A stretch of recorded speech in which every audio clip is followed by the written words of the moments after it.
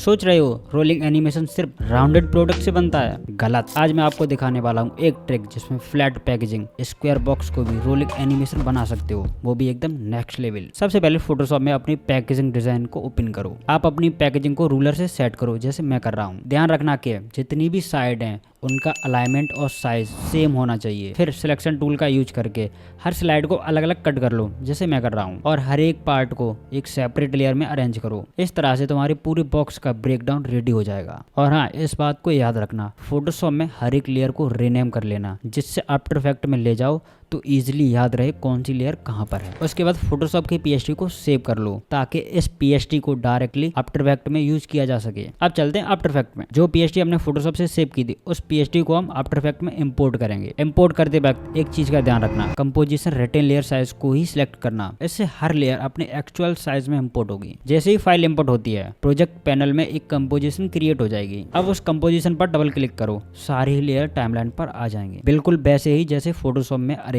थी। सबसे पहले हम अपने एंकर पॉइंट को सही जगह सेट करेंगे क्योंकि पेरेंट एंड लिंक के टाइम प्रॉब्लम ना आए। एंड इन सभी लेयर को हम 3D में कन्वर्ट कर देंगे। अब हम पेरेंट एंड लिंक करेंगे। एक स्लाइड को दूसरी स्लाइड से कनेक्ट, राइट स्लाइड को फ्रंट से कनेक्ट करेंगे, बैक स्लाइड को राइट से कनेक्ट करेंगे और लेफ्ट साइड को बैक से कनेक्ट करेंगे। अब हम सारी स्लाइड को रोटेशन देंगे। राइट साइड पे क्लिक करेंगे and arrow and transform properties आ जाएंगे। वहां पर आपको बाई एक्सिस पे -90 की रोटेशन देनी है और यही चीज हम बैक एंड लेफ्ट पर अप्लाई करेंगे। एंड टॉप स्लाइड पे एक्स रोटेशन पे हम -90 की रोटेशन देंगे और यही सेम बॉटम पर एक्स रोटेशन पे +90 की रोटेशन देंगे। अब हमारा एक बॉक्स बनके रेडी हो गया है। एंड इन सभी लेयर को प्रीकॉम कर देंगे और move all and adjust composition को सिलेक्ट करेंगे। Then okay. प्रीकॉम के बाद कुछ चीजों का ध्यान रखना, जो लेयर प्रीकॉम हमने की है उसको भी हम 3D लेयर में कन्वर्ट करेंगे। कंटिन्यूसली रास्टराइज आइकन होगा उसको भी ऑन कर देंगे। अब हमारा एक 3D प्रोडक्ट बनके रेडी हो गया है। मैंने आपको एक 3D प्रोडक्ट बनाने का प्रोसेस बता दिया। आप चाहो तो कोई छोटा एनिमेशन